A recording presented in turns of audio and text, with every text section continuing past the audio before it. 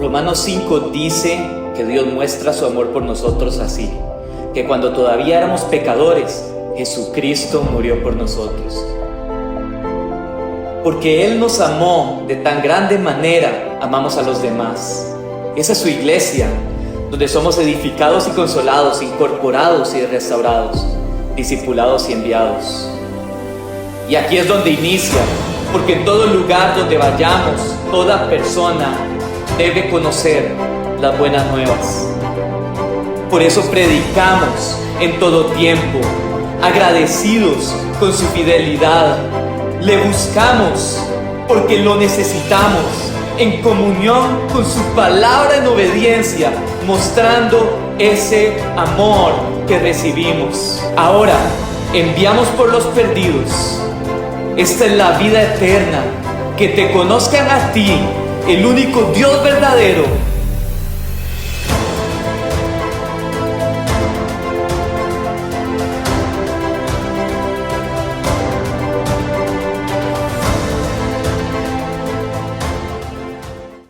Mi hermano, voy muy rápido. Hemos estado hablando de la santidad. La semana pasada estuvimos tocando el tema de la santidad, de cómo, si bien, y quiero aclarar bien esto, porque si no quedó muy claro, el pecado nos lleva a fruto muerte. Sea cual sea el pecado, nos va a llevar a fruto a muerte. La muerte espiritual es separación de Dios.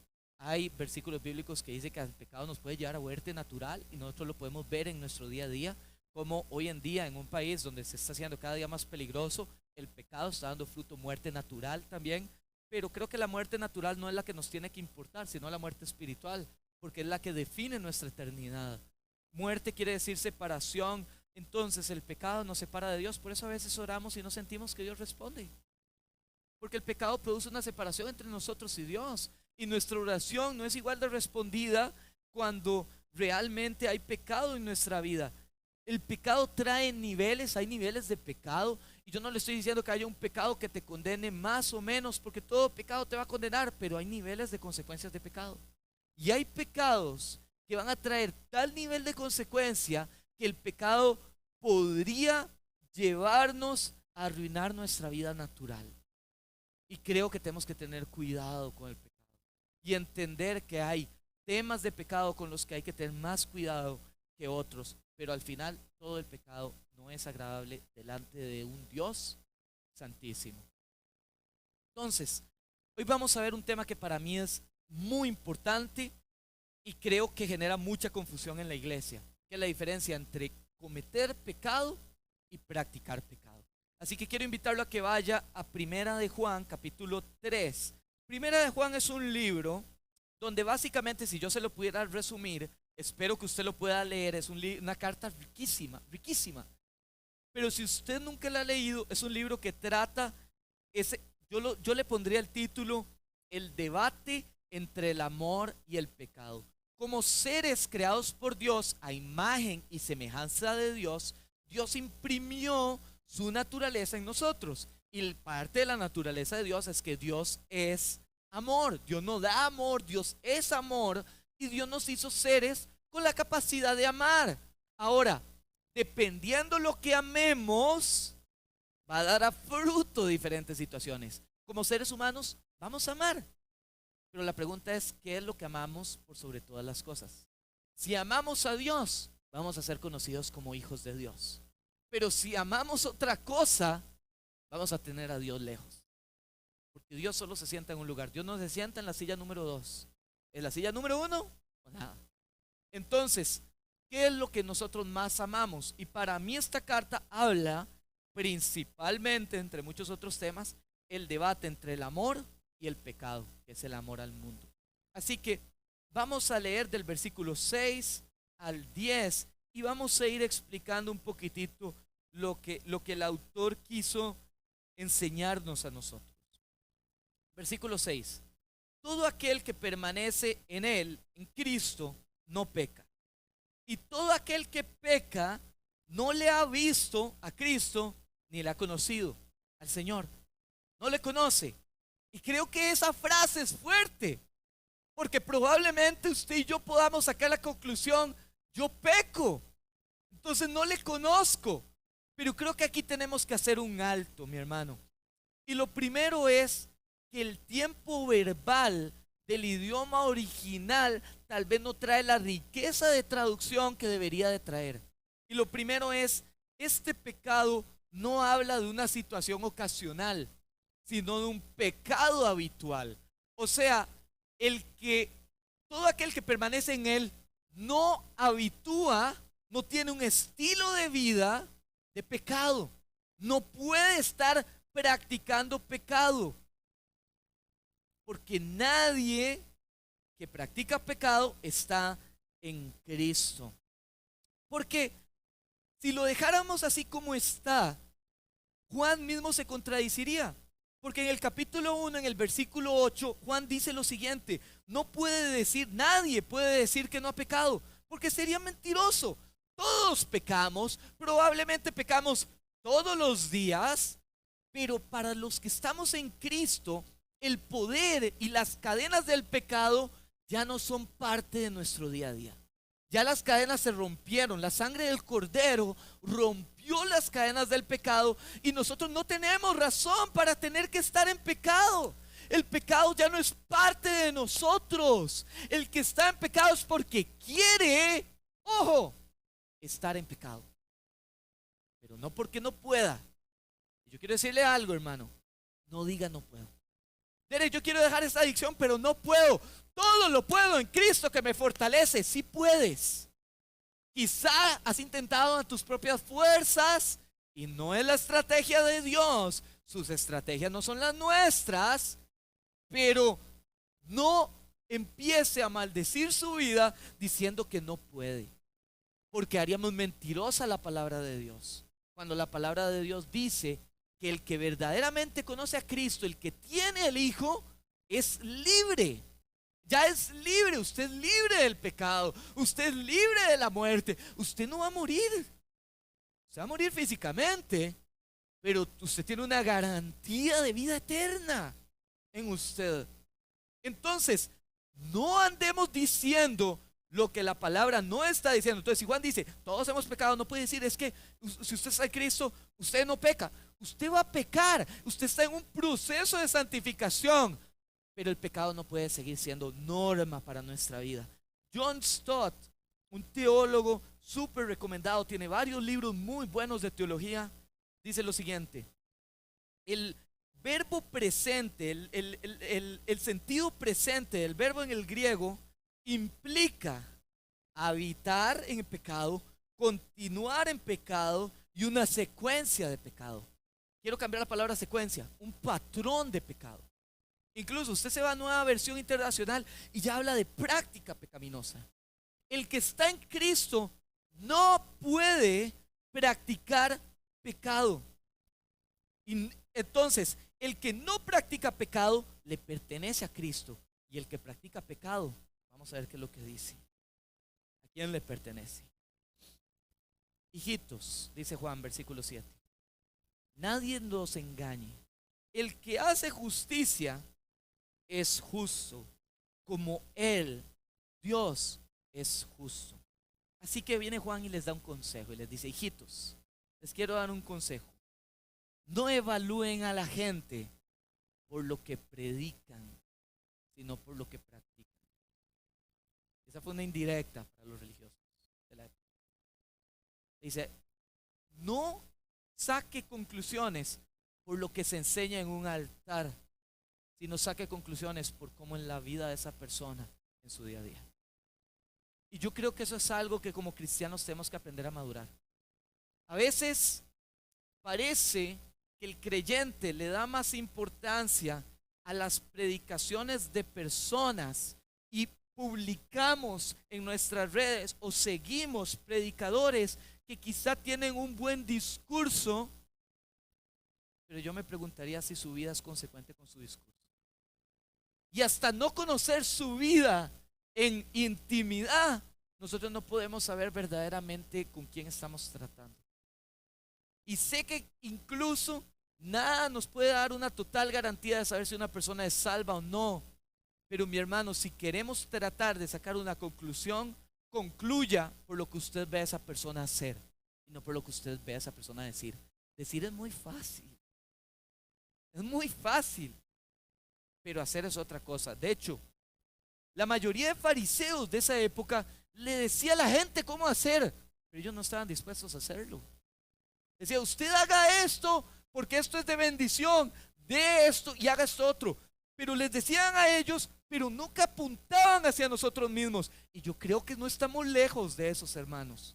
Porque a veces vamos a leer la Biblia y conforme vamos leyendo empezamos a ponerle cara a personas a las cuales esto sería muy bueno para X, para fulanito, para sutanito. Pero la Biblia no se lee hacia otro, se lee hacia adentro.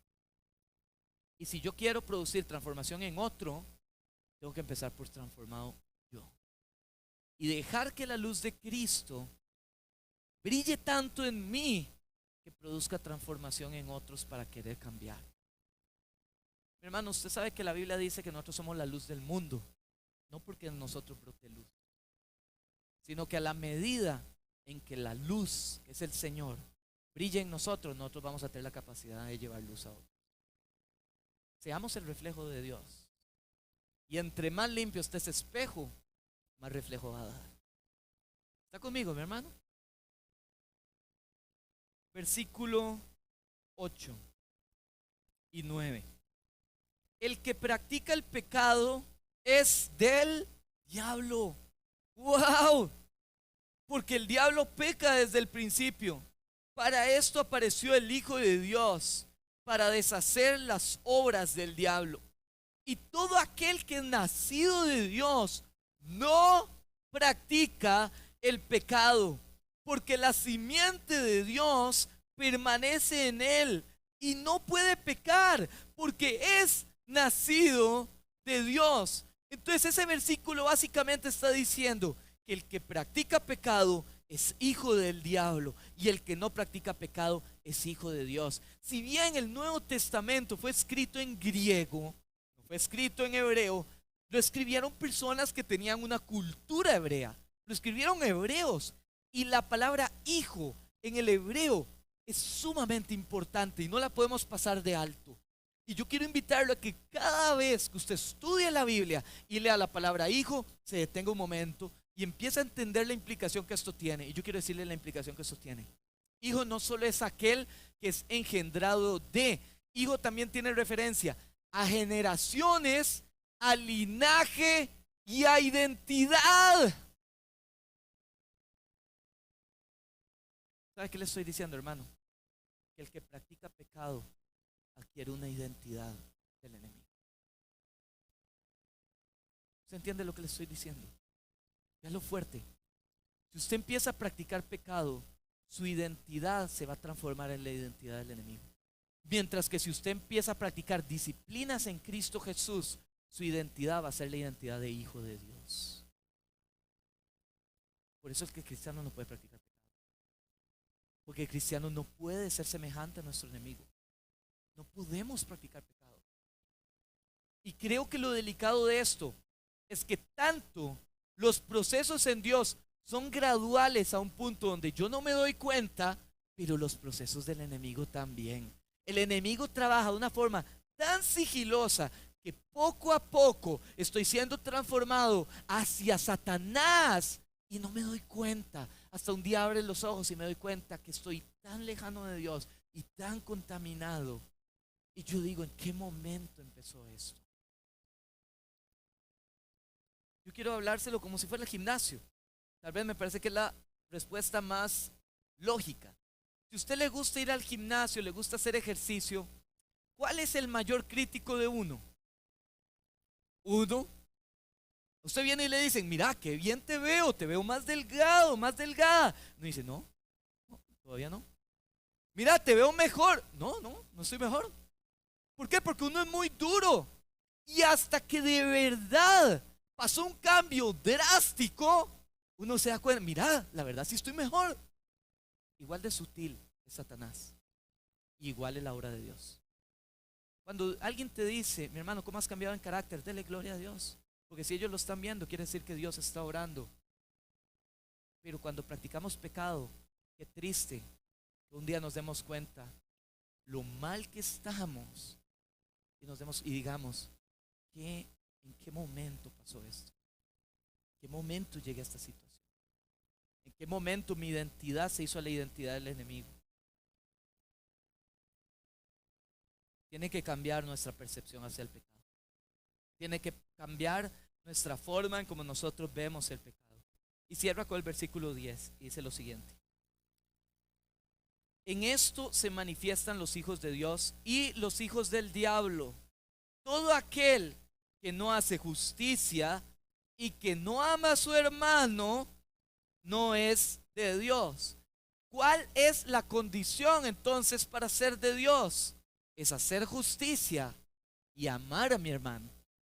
Entonces, si usted se pone a estudiar la naturaleza de Dios, y esto es súper conflictivo, y es imposible, vea, se lo digo, una vez vi a un gran predicador que después de un culto, alguien se le acercó y le dice, ¿hasta dónde llega la justicia y el amor de Dios? Y él le dijo, vea, eso es imposible de responder. La iglesia lo ha intentado responder toda la vida y es imposible. Lo único que tenemos claro es que Dios es 100% justicia y Dios es 100% amor. Y creo que en nuestra mente humana es imposible que nosotros podamos entender y dimensionar el amor y la justicia de Dios. ¿Por qué?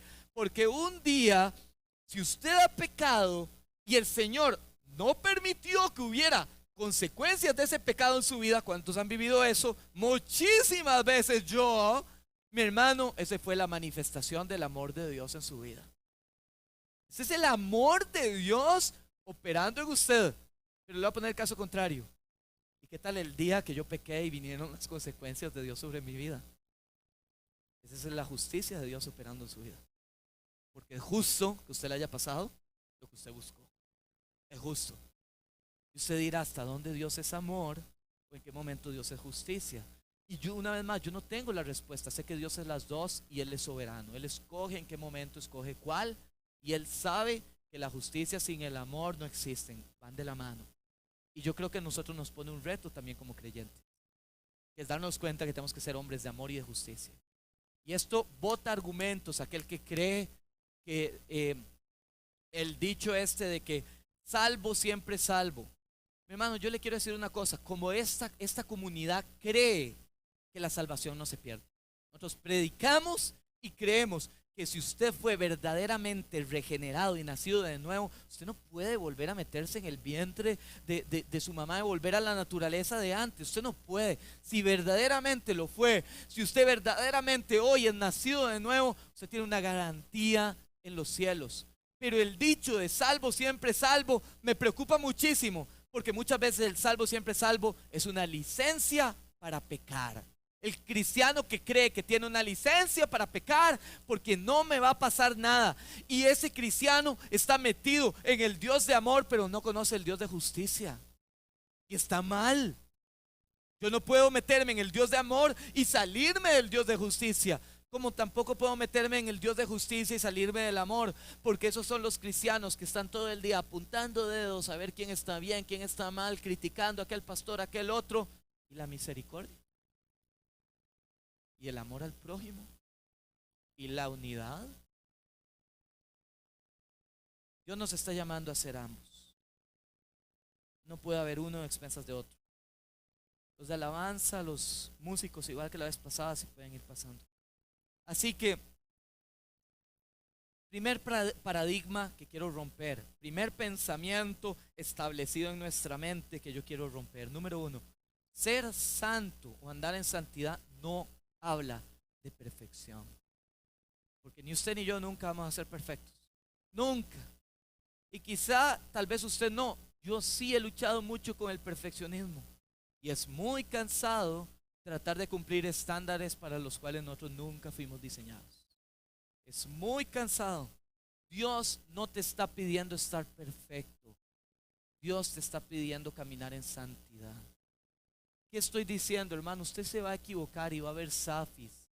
Pero si ese zafis produce usted arrepentimiento, no un sentimiento, no sentirme mal, no remordimiento, arrepentimiento.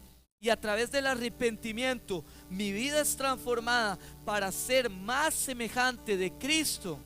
Mi hermano, usted está caminando en santidad, porque Dios no tiene la expectativa de que usted sea perfecto. Cuando nosotros hacemos audiciones para algún equipo de servicio, mi pregunta siempre es, llego donde Joseph, por ejemplo, le digo, Joseph, ¿estás en santidad? A veces me dice, no, es que yo no ando perfecto. Es que esa no fue mi pregunta. ¿Te has equivocado? Sí. ¿Te has arrepentido? Sí, claro. Y le he pedido perdón al Señor. Usted está buscando la santidad y está en un proceso de santificación. Porque somos seres humanos. Si nosotros no pegáramos, no necesitamos Salvador. Pero al pecar, nos sabemos necesitados de un Salvador que nos lleve en gracia a restaurar nuestra relación con el Padre. Creo que lo que tenemos que pensar es cuál es nuestra reacción ante el pecado. Tiene que haber un verdadero arrepentimiento, un cambio de mente que lleve a acciones. Arrepentimiento no es un tema conceptual. Arrepentimiento no es una oración. Arrepentimiento no es pedir perdón. Arrepentimiento es un perdón real que me lleva a una acción de cambio. El arrepentimiento no es sentirme mal por una circunstancia, porque sabe que muchas veces nos sentimos mal y al rato se quita. O justificamos pecado, o solo yo. Hermano, usted sabe que en inmadurez, quiero confesarme delante de usted, en inmadurez, hasta muchas veces yo sé que estoy haciendo acciones que no agradan a Dios, y a veces hasta vamos a la Biblia a ver cómo la justificamos. O solo yo he hecho eso. No seamos mentirosos, ¿verdad, hermanos? Somos muy ligeros con el pecado, muy ligeros, y no entendemos lo que el pecado puede producir en nuestras vidas. O negociamos con el pecado y le encontramos la comba al palo. Estoy en una relación impropia, pero es que lo quiero tanto, pero es que es más fácil, pero es que vamos juntos a la iglesia, pero es que él me trata diferente o ella me trata diferente. Negociamos con el pecado. Pecado es pecado. Y donde hay una práctica pecaminosa, hay que evaluar si de verdad Cristo está ahí. Porque Cristo, donde hay una práctica pecaminosa, con el dolor de mi corazón le digo, hermano, si usted está practicando pecado, lo primero que tiene que preguntarse es si realmente usted ha nacido de nuevo. Porque en paz, el nacido de nuevo nunca peca. Nunca peca en paz. Y creo que la siguiente pregunta que hacemos es, ¿cuánto es practicar? Porque una vez más lo queremos justificar. ¿Cuánto es paz? Si yo veo pornografía una vez al año, eso no es práctica, eso es un zafis. Yo le quiero decir esto: practicar es mantener cualquier tipo de patrón. Son una vez al año, una vez cada 15, una vez cada 2 años. Si en su vida no está pasando lo que 2 Corintios 3:18 dice, que somos transformados de gloria en gloria. Estamos siendo cambiados de gloria en gloria. Si eso no está pasando en su vida, mi hermano, usted tiene que preocuparse porque hay alguna práctica pecaminosa en su vida. ¿Y qué quiere decir eso? Que yo no puedo ser el mismo hoy que hace un año. Y quizá haya áreas en mi vida que todavía no están como yo quiero que estén, pero tiene que ir usted de gloria en gloria, porque ya Cristo compró nuestra victoria en la cruz. Y si usted está en Cristo, usted tiene que estar viendo victoria en áreas de su vida. Yo le quiero decir, yo no soy el mismo mal hablado que conoció a Cristo. No soy el mismo, no tengo los mismos pensamientos que tuve cuando conocí a Cristo. No tengo las mismas acciones que tuve cuando conocí a Cristo. No tengo el mismo orgullo que tuve cuando conocí a Cristo. No soy el mismo. Y creo que estoy bien en todas las áreas, jamás. Pero puedo decir algo, y quiero que usted, si usted está en Cristo, usted lo pueda decir hoy: voy de gloria en gloria. El Señor está operando en mi vida. El Señor sigue operando en mi vida. Dios sigue estando real en mi vida. Gálatas 2:20. Con Cristo estoy juntamente crucificado y ya no vivo yo, ahora vive Cristo en mí. Entonces la victoria de la cruz habita en mí y el pecado no se puede seguir enseñoreando de mi vida. ¿Está conmigo, hermano? Yo sé que la palabra es fuerte. Yo sé que la palabra es fuerte. Si usted vino hoy por primera vez, yo sé que es fuerte. Pero mi hermano, el corazón que ama advierte a alguien cuando ese alguien va dirigido al despeñadero. Y si tenemos que pegar gritos y alaridos para que usted reaccione, lo haremos. Ahora entendemos que esto no es obra de tratar de portarme bien. Esto es el poder de Dios obrando en nosotros. Y para que los que lo conocemos hemos visto el poder de Dios obrar. Yo quiero invitarlo a que usted cierre sus ojos hoy. Vamos a terminar orando. Yo sé que quizás esta no va a ser una predicación donde vamos a hacer un llamado. No lo vamos a hacer. Principalmente porque yo no creo que la iglesia sea el lugar para avergonzar personas que tal vez tienen hoy una práctica pecaminosa en mi vida. Pero yo quiero decirle cuáles son los objetivos para mí estar hoy aquí. Número 1, si usted tiene una práctica pecaminosa en mi vida, yo quiero ponérselo a usted con las palabras más duras. Pero mi hermano, no termine convirtiéndose en hijo de Satanás. No hay puntos medios en eso. O hijo de Dios o hijo del diablo. Y si en usted hay prácticas de pecado, mi hermano, usted tiene que empezar a preocuparse. Quizá usted ha dicho: pastor, yo he intentado de luchar con eso. Y quizás lo has hecho a tus formas y a tus medios. Y quizá tienes que dejar de batallar con esto solo. A veces el medio es: pastor, he hecho todo lo que puedo para luchar contra esto y no salgo. Mi hermano, vaya y confiese sus pecados en una reunión de consejería, porque a través de la confesión hay libertad, porque a través de traer luz a un área que estaba oculta, Dios empieza a manifestar de formas gloriosas. Pero principalmente hoy vengo a hablarle para que esta predicación produzca en usted arrepentimiento. Y arrepentimiento es una acción. Y creo que hay decisiones fuertes que tomar. Y a la medida en que esta práctica se ha hecho más común, a la medida en que este pecado ha tenido más tiempo ahí arraigado y fuerte, más drástica la decisión que usted tenga que tomar contra eso. Así que quiero invitarlo a que ahí donde está, si usted es sincero delante del Señor, si usted realmente cree que necesita hacer esta oración en su vida, o sabe que necesita hacer esta oración en su vida, yo quiero que usted ore conmigo, con sus palabras, pero en mucha sinceridad. Señor Jesús, papá, hoy estamos delante de ti. Nos sabemos pecadores, pero Señor, quizá hay algún área de nuestras vidas que no te hemos entregado totalmente en libertad a ti. Señor, queremos pedirte que tengas misericordia de nosotros. Ten misericordia de nosotros.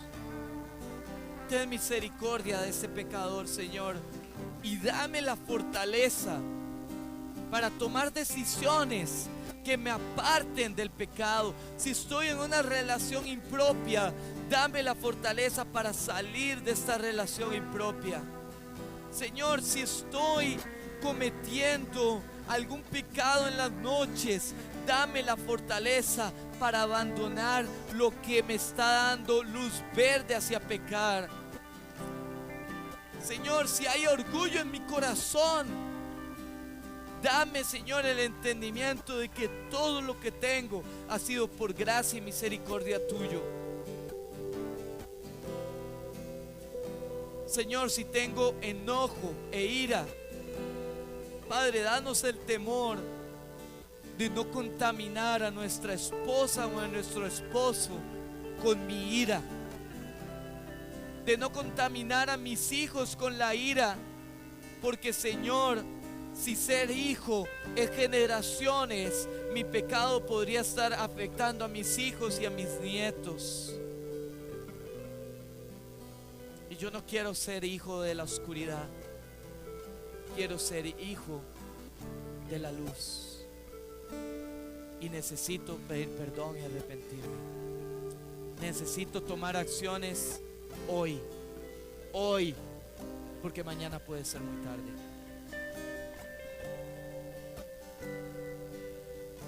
Padre, yo quiero invitar a que todo aquel que hoy vino con culpa, que hoy vino sintiéndose indigno porque quizá cometió un error, pero no es uno que practica pecado, sino simplemente tuvo un resbalón en su vida espiritual, Padre, que hoy pueda saber que si en su corazón hubo arrepentimiento, tú como un Padre que amas, lo perdonas y lo restauras.